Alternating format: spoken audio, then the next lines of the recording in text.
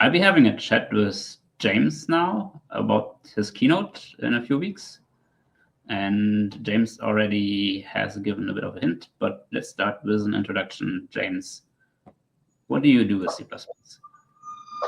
Yeah, so I'm so glad to be here. I'm so excited to be attending the Meeting C++ conference this year and getting to speak again.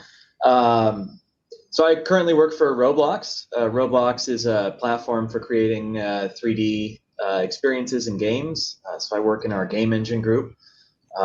We use tons of C++. I work in our software security team, so trying to adopt new technologies to help make sure we're defending against bad actors correctly. A lot of code review, trying to apply static analysis and things like that to smoke out issues before they become, serious issues. And then kind of just a bunch of system software stuff. I spend way more time than I ever thought I would just debugging crash dumps, debugging random crashes, helping solve issues on the various platforms that we support. So yeah, that's kind of what I do with C++ today.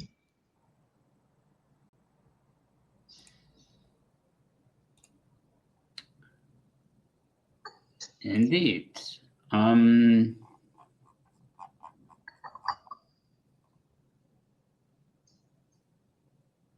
There's actually something we could add to your introduction. And that is your lightning talk from last year. Let me see if I can this. I am so glad to be back here in Berlin again. The last lightning talk I gave here was all the way back in 2016, and I'm honestly surprised Jens invited me, to come back on stage after that. As some of you may recall, I talked about my favorite C++ feature, and it wasn't templates, and it wasn't RAII. Does anyone remember what it was? Yeah, it was function pointers.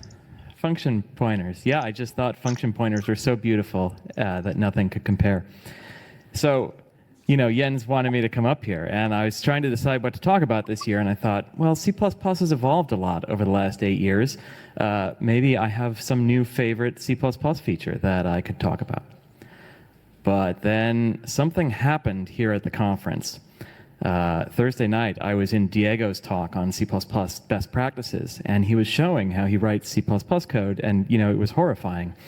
And afterwards, Diego was telling me that my lightning talk was part of what inspired him to write C++ like this, and that's been weighing very heavily on me.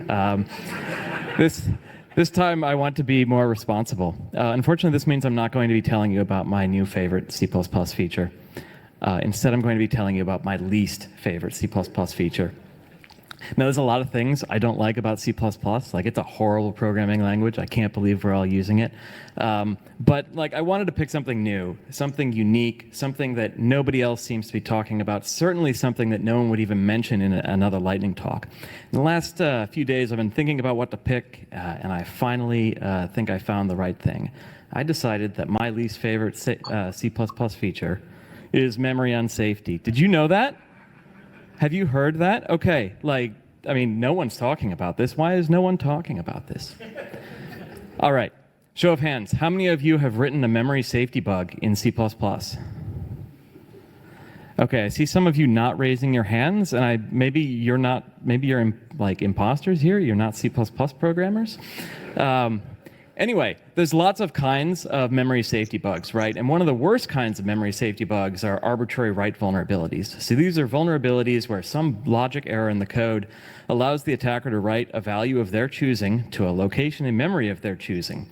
This is really bad. So imagine an attacker finds an arbitrary write vulnerability in your program. What is one of the worst things the attacker can overwrite? Anybody?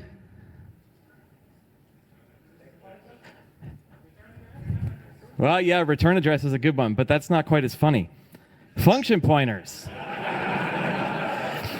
Right? If an attacker can overwrite a function pointer, then when your program calls through that function pointer, instead of calling whatever function you intended, your program starts running whatever code the attacker wants.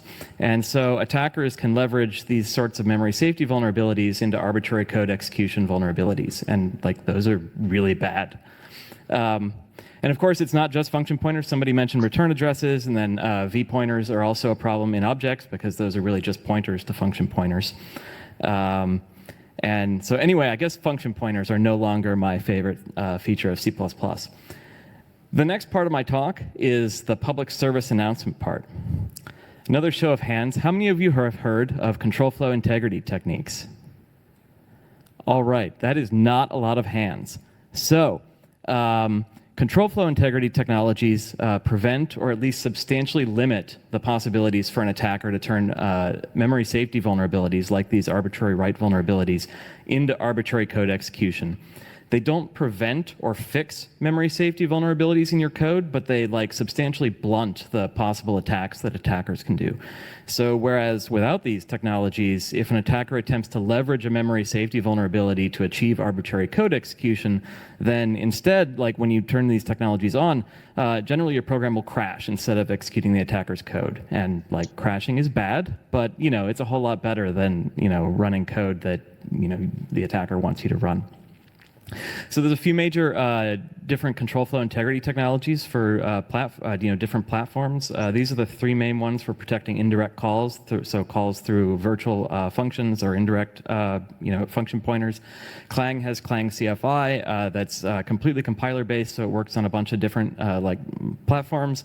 Microsoft has a similar one called Control Flow Guard that only works on Windows, and it sort of has some coordination between the operating system and the tool chain. And then on platforms that target ARM v8.3 has this cool pointer authentication thing where you can actually cryptographically sign pointers before you write them to memory. And these are most notably used on Apple's platforms. So for those of you who did not raise your hands to say that that you are familiar with control flow integrity technologies, I strongly recommend that when you go back to work after the conference, you should look into what options you have available on the particular platforms you're targeting. Finally, this is just a bonus memory safety tip. This is specifically for people who speak at conferences. Please, please, please remember to always null terminate your slides to make sure you don't accidentally present off the end of the deck. Thank you.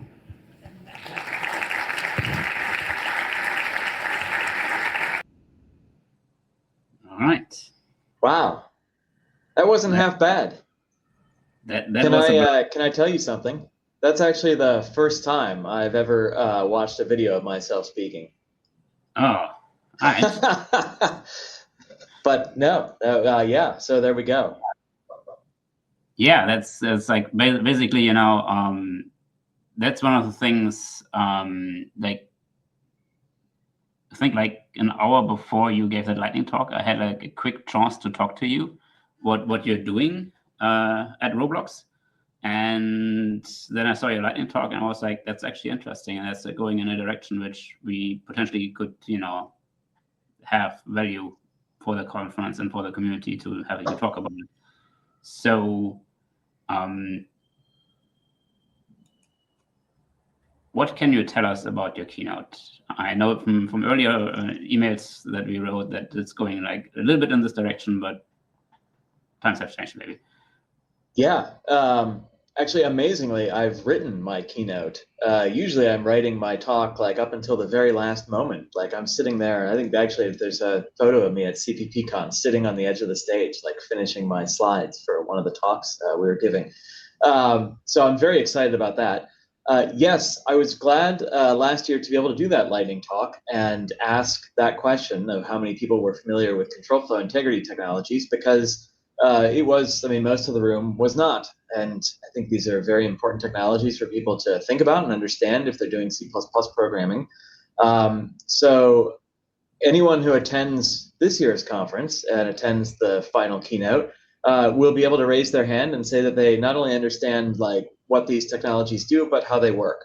So I listed three on those slides: Clang Control Flow Integrity, Microsoft's Control Flow Guard, and then ARM64 pointer authentication. So we'll talk about all those, and then I'm kind of framing the keynote as a history, if you will, of how we developed, we being the software industry, not me, but how the software industry developed not only these technologies, but a lot of precursors to them and a lot of related technologies. So we'll kind of start from the very beginning, with the first remote code execution vulnerability and work our way through time and look at kind of how exploits have developed on the one hand, and then how these technologies to defend against them have developed in response. Sounds awesome. So I see that we have like a big topic this year on safety and security with C++. Because also the first keynote speaker, Anthony Williams, will open with that with security and software based topic. And so I'm very much keen on hearing from, especially like from you, about the actual experience in the field, while Roblox is running very much exposed on the internet. Yes. So, one question I would have is like, what's the performance impact of this when you turn this on? Yes, it depends. That's always the answer, right, to any performance question. Some of the technologies have such negligible performance impact that we just enable them all the time. So for example, for decades now, people have been building their C++ code with just the default compiler options, and they get stack canaries put in place to defend against stack buffer overruns. And these are generally so like not a performance problem, no one even thinks about them. Similarly, there's other technologies like for defending against attacks on return addresses that like have basically negligible runtime overhead. Maybe they've got a little memory overhead, but are generally, we can say as close to free as it gets. The technologies I listed in the lightning talk are for protecting calls, not returns, and they tend to have some performance impact. How much, like, actually just varies, and it's really hard to put any particular number on it. The reason for that is, like, you could absolutely come up with a worst case, right? Like, you've got a tight loop that just calls indirect calls, and every time it makes an indirect call, it's a different function it ends up calling, and then like that function just returns some integer. So it's like one instruction. Like there's going to be really high overhead for that. There's just no way around it because you got to check every one of those calls individually. Whereas like on a whole application level, you're not likely to have those sorts of loops. And if you do, maybe you should consider restructuring your code for other reasons, because that code probably doesn't perform particularly well to begin with. So the answer that I'd usually give about performance impact is these technologies are being used on major platforms today. So I think it's been 10 years now since Windows enabled Control Flow Guard. I think it was Windows 8, Windows 8.1, where Control Flow Guard was enabled for the operating system. So basically all software running on Windows, or most of it, has Control Flow Guard enabled, which is awesome.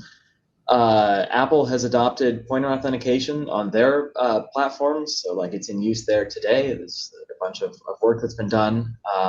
And then Clang CFI has been used in a bunch of places, including there's been work to get it working in the Linux kernel. So these are used in a lot of places where there's very severe performance constraints, where you want to make sure that you're not impacting it too much. So while there is some overhead, like in practice, the overhead tends to be, I would say, low enough that you're willing to pay it if you're in a security critical environment. And I would say that people often misunderstand that term. If you are internet connected and communicating over the internet, you are in a security critical environment, period. Like, that's as soon as there's the possibility for an attacker to, intercept your communications and start making your software do things, like, security becomes important. So what will folks take away from your keynote? Oh man, I hope nothing bad. I hope they aren't like, wow, that guy's an idiot. He's, no. I mean, I hope that people like walk away and go and look into some of these technologies and like see whether they should be applying them in systems that they're building. I hope, like, my primary goal in any talk is really just to educate about options that are out there. Like, I don't like to tell people go and do this. Like, that's other people like to do that. I prefer to just share information because I find it interesting I find it especially interesting to understand how systems work under the hood. So I'm hoping that people will take away maybe some new knowledge about how compilers work, how how code generation works, how things work under the hood. I'm not going to look too much about at like C++ level stuff. It'll mostly be, everything will be equally applicable to C in many cases. But of course, all of our C++ code compiles down to machine code that runs on real machines, and it's interesting to look at that too. So hopefully there'll just be a lot of interesting things. Yeah. Sounds interesting indeed. Makes me curious. So in the whole field of security, I don't know if you have any experience with Misra, but do you have an opinion on it? Do you have experience with Misra? I actually do not have any experience with Misra. Like, I'm vaguely familiar with its existence, but I'm not enough to be able to comment extensively on it. Mm-hmm. And generally, what's your view on C++ and safety? My hot take here, hot take because I'm going to be speaking at a C++ conference, is we should stop using C++ to the greatest degree possible. I don't think we can switch over immediately to better alternatives, but for building new software, we should be looking at memory safe languages. There was a comment in a talk, I don't remember if it was at Meeting C++ or some other conference, it was a keynote of some kind, I think, and someone, I don't remember who, said something like, well, memory safety bugs, yes, C++ has those, but if you look at all the bugs, all the security bugs, like that's a small sliver, and other languages that are memory safe, like have all the other bugs still. So memory safety isn't like, a silver bullet. And I remember watching that. My thought was, well, yeah, but if I can like wave a magic wand and like the memory safety bugs go away, that seems pretty great because the memory safety bugs just make things really hard to reason about. And like honestly, they turn into some of the worst vulnerabilities. So like my general hope, and I think we see this already in the software industry, is that gradually people will migrate away from C++, will use languages like Java or .NET, or seeing Python now, for example, and with all the machine learning stuff, or tons of other languages, and gradually write more there. I think we'll see hopefully languages like Rust pick up a lot of the performance critical stuff. I don't know if Rust is the right language for that, but it's an improvement in some respects, which is great. Certainly from a safety perspective, it's a major improvement. So all that said, my interest is still in C++, not because I think we should make it awesome, but because like there's just billions of lines of C++ code out there, and we can't replace it all overnight, and we can't that's just infeasible. It's going to be around until I'm long after I'm retired, and so I'd love to see like what we can do to make the safety problems in C++ less catastrophically bad. Right. So, for example, the control flow integrity technologies help ensure, or help at least make it substantially harder for attackers to leverage memory safety bugs into remote code execution. Like that's a big win. Like that says, hey, like, all right, we turn all these remote code execution bugs into denial of service bugs, where the most the attacker can do is crash the program. Awesome. Like that's a win. And so I'm really interested in technologies like those. I'm interested in static analysis technologies, dynamic analysis technologies to help us smoke out issues either before they hit production or while we're running in production, like have more controlled crashes, right? So like we detect the issues ourselves instead of relying on attackers to detect them. So yeah, I guess it's like my view on this is sort of two-pronged. One is like, yeah, let's work to find alternatives to C++ and start embracing them. And then on the other hand, like we have all this existing code. Let's see what we can do to make it less bad. Yeah, I think the areas where C++ exists and is already very much specialized. So the languages you mostly named are in fields where you don't need so much performance, or then rely on C++ or other languages to have the performance in the backend given to you. So from what I've seen is like I've started the jobs newsletter this year, and just last week I looked up also like when I'm not looking for C++ jobs, how many Rust jobs would I find if I search on LinkedIn for Rust?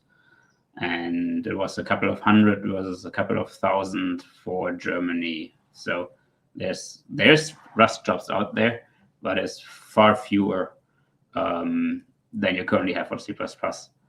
And I think it's like especially nice to see that we're making an effort, and I think it's like an important role of Rust to bring up the community to speed and to have this become implemented also by the vendors, and then we'll see what the reality becomes. And and like for sure, like job wise, I mean, there's going to be C++ jobs for a very long time, right? And there's going to be a lot of them just because, I mean, there really are like probably, I don't know, hundreds of billions of lines of C++. I mean, maybe that's too many, but like, I mean, there's certainly many billions of lines of C++ code out there. It's running today. We're going to have to keep maintaining it. No one's going to, I guess the Linux kernel is in C, but like no one's going to go and rewrite the Linux kernel with everything that it's got in some memory safe language, like in a reasonable expense, right? Like that's just not a feasible thing. And so from an engineering perspective, like it'll be a very gradual shift away. It's being tried to replace parts of, I think, System D or something. Canonical has been experimenting with that to rewrite that partially in Rust. Yep. And I think that's a great approach. Like, finding isolated things where you can start applying, start at least trying it out, right? Because until you try it out, you don't know what are all the issues we're going to run into. And so like it does have to be like starting with a small piece and then, all right, well, it worked there. And then we can take a bigger piece and then gradually, I mean, all these software systems, none of them are static, right? Like we're always maintaining them, we're always updating them, we're always adding things. So there's always an opportunity to, say, hey, now is a good time to replace this piece or that piece, and try and find ways to do that without having to replace the whole system all at once, because that's just like not economically, engineeringly feasible. I've also been reading that, and I don't know like if that's the result, but at least that some people had like performance concerns then, because just generally, of course, there's a cost to pay when you want to be safe. And then just running, on the hardware, very close to the hardware, is always going to be faster than when you check things. Yep. We have a user question. Rather than focusing on safety, what would be the approach for the future of C++ with build systems? That is an excellent question. My honest answer to that is I don't know the first thing about build systems, and I try not to learn anything about build systems because I don't want to be the guy people go to with build system questions. So I'm probably the wrong person to ask about this. I have to be direct here. It's like the answer is CMake. If you like it or not, the answer is CMake. It's like so many projects are shifting to it, and I have the survey, and it's like one big, bar for CMake, and then there's everything else. If your organization is using something else, that's great. And CMake isn't perfect. It's not the best thing, but it's basically the thing which has become the current standard. And the standard itself doesn't, have a build system, which is probably good. And I have a comment from another speaker for Meeting C++. Android CISO says the increasing memory safety language, the Linux kernel should be rewritten and is known as C++. Boy, that's not a comment I want to wade into. Well, waiting for your keynote, James, for those answers. So have you looked at Rust? Do you have any experience with Rust? I wrote a hello world in Rust, and I compiled it and I ran it. Actually, I had a good laugh when I ran my first Rust program because I ran it under the debugger with a breakpoint in main just so I could see what was going on there. And I looked at the call stack, and would you believe the Rust main function gets called by the, well, at least on the Microsoft implementation, gets called by the C runtime entry point. So all your fancy safe Rust code is running on top of unsafe C code. So that's fun. But no, like I think it's great. Like I think memory safety is great. Like I said, I've only written a single hello world in Rust. I've watched a bunch of talks, but never had any real opportunity to use it just in the work that I do. So I'm hopeful that languages like Rust, start picking up in popularity, where you have that combination of better safety and also pretty close to the hardware, like with C++. We'll see. We will see. So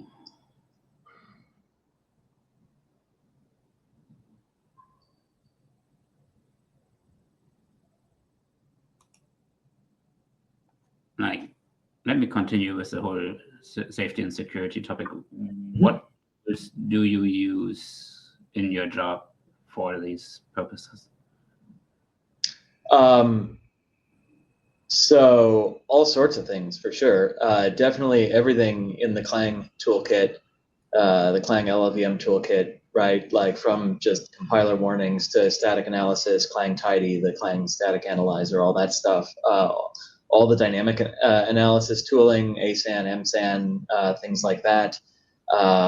We use fuzzing tools to try and smoke out issues in parsers and other critical components where you're likely to have bugs, severe bugs. So certainly all those sorts of things. I think I mentioned at the beginning, I do tons of crash dump debugging. So the debugger is the Windows debugger in particular, which I used to work on, is like one of my most frequently opened tools. I think I have 6 instances of it running right now, just debugging crash dumps.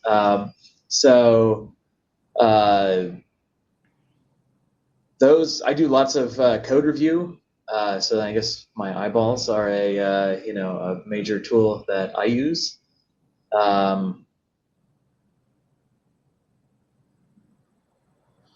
Yeah, I'm trying to think what else I would include in there. Most of my focus is on like the C++ side. I'm just trying to get bugs out of the C++ code. So I think those are the main tools, I would say. Yeah, it's like kind of how I know you as a C++ expert, and like when you mention code reviews, how's the experience with generally with this? Great. I love doing code reviews. Like every morning I make a cup of coffee and I just look at random pull requests that people have opened and leave comments. I try to find interesting things to look at. I spend way more of my time than I probably should doing code reviews, but I really enjoy it. For me, I enjoy learning about other parts. Like we have a pretty big C++ code base, so I enjoy learning about how different parts of it work, how different things fit together, what people are working on. I find it a way of keeping abreast of all the things that are going on. I find it interesting just to see all the different ways that people write C++ code, how they think about types and structuring their code. I find it for me it's actually been this year that I've really started just doing tons of code review, and I find it kind of cool to use it as a mentoring opportunity, with new early in career engineers to review code and provide advice on, hey, we could do this a little differently, we could structure this a little differently, we can do this thing, this could be problematic in the future. I've done a lot of as you know, I've done a lot of like conference speaking in the past, or like providing, broad advice to groups about C++ best practices and things. But like actually working like one-on-one with people and like finding just ad hoc opportunities to, share knowledge through code review has been a lot of fun to me.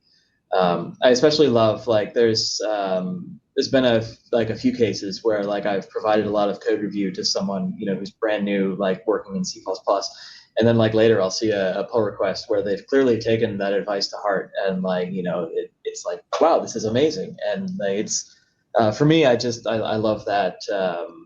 It's just kind of cool to be able to have that opportunity. Yeah, I think that's one of the benefits of being more experienced, that you also, can take this as an opportunity to learn, but also to give back. And actually, there is a question about the profiles proposal. Can it address C++ safety? I'm not sure what you know about profiles, but do you have thoughts on that? So I have not read like particular proposals. Like I have a broad, like a general conception of what the profiles thing is. I think it can help, perhaps, just like, for example, having a rule that, hey, we don't use reinterpret cast dangerously. Like rules like that can help with, with making C++ safer. So I think like the profiles might help a little bit, but I would not say that it would make C++ a safe language. I have seen way too many cases. So as an example, like one of the things that I think is often said, or I've heard said quite a bit, is if you just use the safe parts of C++, your code is going to be great, right? Like if you use std vector, your code is going to be like safe. Now, yes, absolutely. It'll probably be way safer than if you're like, manually managing arrays and memory and so forth like that. But like I could not possibly count the number of bugs I've seen with iterator invalidation, where people are, oh, nope, actually you've screwed it up. Or you dereference into a vector using the subscript operator and you don't check the bounds, and well, guess what? It's not going to check for you. I don't think the profiles are going to fully solve the problem. There's a question as to whether or not they provide sufficient benefit to justify the friction that it adds. But yeah, I don't know. I guess one thing there is that's also a long-term thing, right? Like I don't think they're planning that for, like, it's not in C++ 26, I suppose, and I don't think they're planning it. I don't want to call it vaporware, but right. I would like to see an implementation, and I think it's been their go-to. But also, like, this week I've seen this tweet from CPPCon where they say that her, probably during a keynote, said that C++ memory safety will be a solved problem soon. And that tweet is 10 years old, from 2015. So I've recently retweeted that. So if you want to find it, then go to my Twitter account and look in the recent tweets. And I was like, yeah, okay, so this is a 10-year-old tweet, and we're still like debating this today, and we have not reacted to it so far. I mean, of course, yes, 10 years has given us a lot of improvement on tools, and that's awesome. But calling C++ memory safe is a bit of a long haul, I think. Yeah, I would definitely, like, I would absolutely agree. We're in a way better place today than we were 10 years ago. At the same time, attacks have gotten way more sophisticated than they were 10 years ago. And I'll talk about that a bit in my, in my keynote, right? Like 30 years ago, if you wanted to overrun a buffer on the stack, you could just do it. And then like defenses are made against that. And now you can't do that. But then like it was discovered, oh, you can like create gadgets, and like programs are full of gadgets, and you can just like chain these together, and attackers can do what they want. And then fixing that turned out to be a much harder problem. And now like attacks have gotten even like more complex. Like if you read some of the I always love the Google Project Zero write-ups, right? When they, when they talk about exploit, and then they've got these things that are like 12 steps long, and like each step like relies on this like just slightly wrong thing, and then they achieve remote code execution. And it's like, oh well, that's terrifying. And so like I think it's both. Like the tooling's gotten better, which is awesome. Like I think also we all know better today than we did 10 years ago or 20 years ago. Which is good. Like I'm glad everyone's talking about the unsafety problem.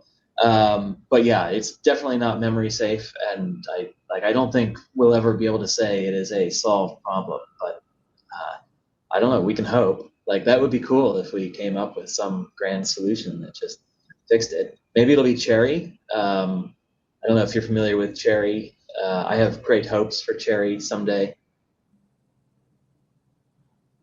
Yeah. Cherries are great, but we'll see. It's comes so much different, and I think that AI is changing also a lot. I've read just today an article about some supposedly AI tool or some other tool which produces PDFs which bypasses the Gmail functionalities of finding scams, and this tool basically is sold to other people to automate things. And generally, there's a lot more sophisticated spam and stuff going on social media nowadays than it's used to be. I knew I shouldn't have clicked that link I got. All of us at some point.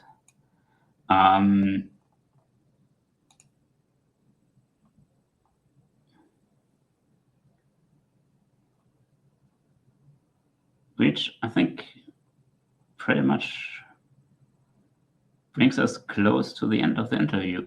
If you have any questions, please post them to the chat. But we've just talked about AI, so maybe, James, quickly, your opinion on AI tooling. Do you use this? What's your experience? I have not used any AI tooling for C++ programming. I have used like just whatever is built into the Google search to generate some shell scripts that I needed because I don't speak Bash.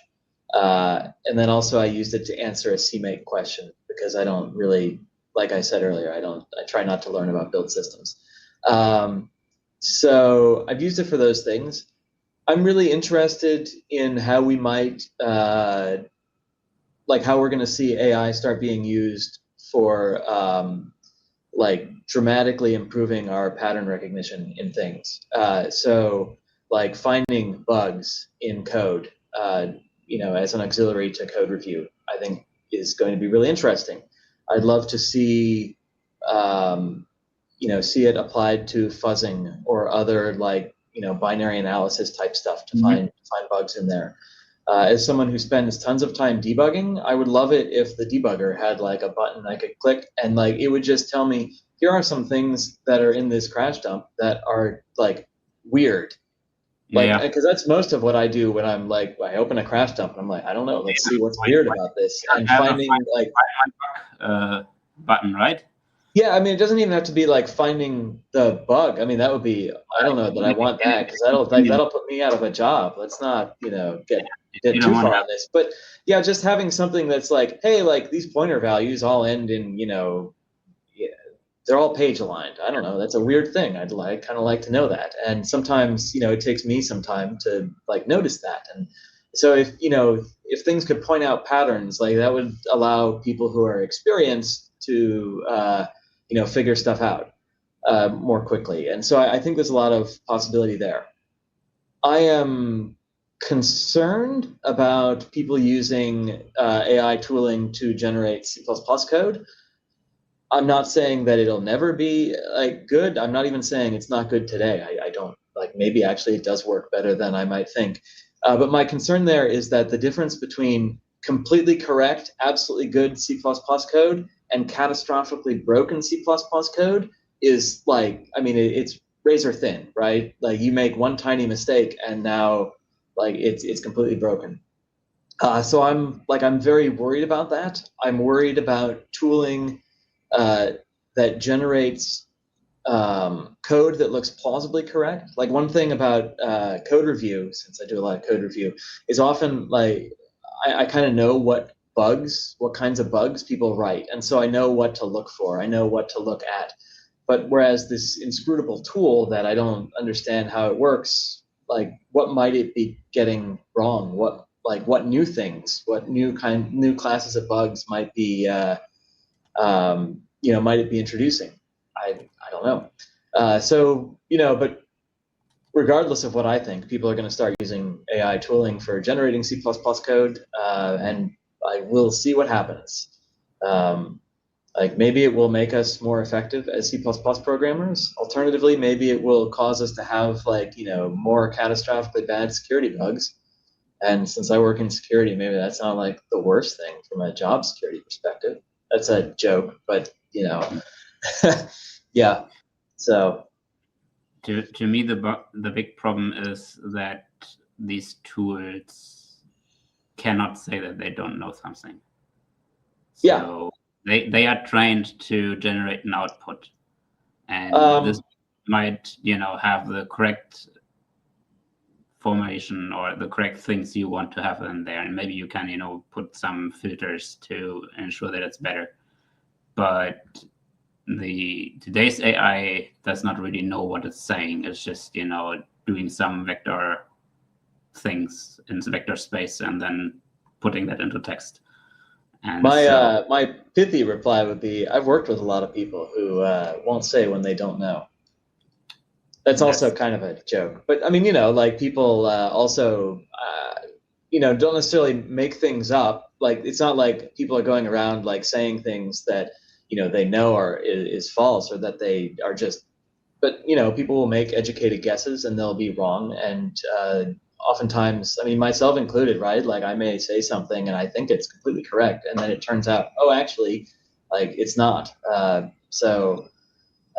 There's always that possibility. I guess one other thing I would say on AI tooling, and this is that one concern I would have is people who are still new to programming, using it to like generate the boring code, like the structure and stuff, because they want to focus on the hard problems, right? Like, oh, I want to focus on the design, on like the building the thing. I don't want to have to write the unit tests or things like that. And I'm actually concerned about this from a pedagogical perspective, that so I'll tell you, this year one of my new hobbies is I've been learning to play the piano, and like a brand new thing for me. Turns out learning to play the piano involves like enormous amounts of just repetitive exercises, right? To learn into your fingers and your mind, like how to actually do this. And like there's no workaround to that. And I've long thought the same about programming, that there's no quick path through like actually typing out and learning the code by writing it. And even if it's the really simple, stupid code, like, unit tests, or, the structural code, the boilerplate, like, actually spending the time to type it in and think about it, like, even if it's just a little thinking, like, I think helps just burn that into your mind and like, build the muscle memory that you need in order to understand what you're doing. I don't know, maybe I'm completely wrong on this. We'll find out, in some years, but like I always try to encourage people, no, actually, like it's worth going and writing it, even if it feels a little boring, if it feels like if that's not the exciting part, and that maybe it's not a good trade-off to be being a little faster today, but then like not developing the skills needed to to solve the truly hard problems later. Anyway, that's something that's been on my mind, still kind of percolating there, but yeah. Yeah, I think that's what is for our generation maybe an advantage, but for the new generation, a disadvantage is just generally the current job market for juniors and all the AI tooling basically taking away the easy things for some people. That might be a problem to to them, and maybe we are the experts and we will be needed till the end of time. But we'll see. And one thing I will say there, like, because I may be wrong, is that like this is something that people have been saying for a very long time about a long list of tools, right? Like when IntelliSense came out, it's like, well, no, now if you're using IntelliSense, you're not going to memorize all the APIs and that's a thing that you should be learning and understanding how they work. It's that it has not turned out that people using IntelliSense like now are incompetent programmers. So maybe I'm completely wrong, and like people using AI are actually going to be like even better programmers than people in our generation of programming. We'll see. It's going to be exciting. It's going to be a whole different way of writing code there for sure. So going back to C++, have you followed the standardization, especially like in regards of safety? A little bit. I have not closely followed the standardization stuff since C++ 20 or so. Like I've, kept an eye, like occasionally reading what's going on, but like I don't generally read papers and so forth. My focus is mostly on what exists today that like we should be adopting and focusing on, and so either whether it's tools or language features or other things. And so for that, like what's in the standard ultimately doesn't matter. What matters is what do our compilers and tools support. So I'm much more familiar with like what's actually in the tooling today than what's in the paper, or what's even not in the paper yet. Yeah. I sometimes I take a similar approach. I've used to follow standardization closely, but then also kind of it just got too much. And then on the other hand, also I saw that like a lot of it's sometimes hard to understand like what's getting in the standard and what's not getting in the standard. And so the committee debate for half an hour a single sentence, and I do understand why they are doing that, but that's not the kind of thing which gets me excited to discuss which of the 3 words we should use in the sentence in the English language, which is important standard. It is. But like, so I only ever attended one C++ standard committee meeting, and it was because it was down the street from my home at the time in Issaquah.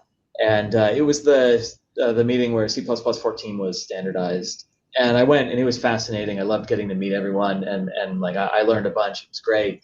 But one of the hot topics then was executors. And everyone was so excited we were going to get executors in for C++ 17. And I think did they finally make it in C++ 23, or is it 26 they're coming in? It's one of the two. But regardless, it was basically 9 or 12 years before this feature made it in. And it, like, I followed some of the conversations, so I understand there was a lot of contention and trade-off and disagreement and trying to find an ideal design. But sometimes it seems like the C++ committee lets perfect be the enemy of like good enough, which maybe like it's just inherent in the way that the C++ committee is structured and the way the standardization process works. And obviously, I mean, C++, I don't want to say is unique, but like certainly has a lot of stakeholders in a way that a lot of other languages don't have, either because they're controlled by one organization or because they don't have the broad impact and usage that C++ has. And so like there aren't as many interested parties with competing goals. So I don't know what the right answer is, but yeah.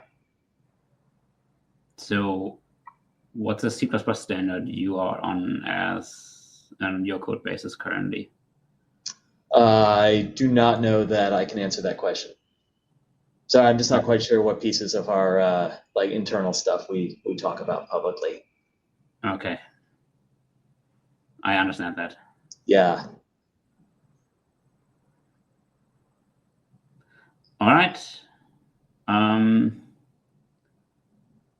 And yeah, regarding new standard and security features, just again, Andrei Zissou, he will talk about contracts, and we had a talk on standard library hardening last year.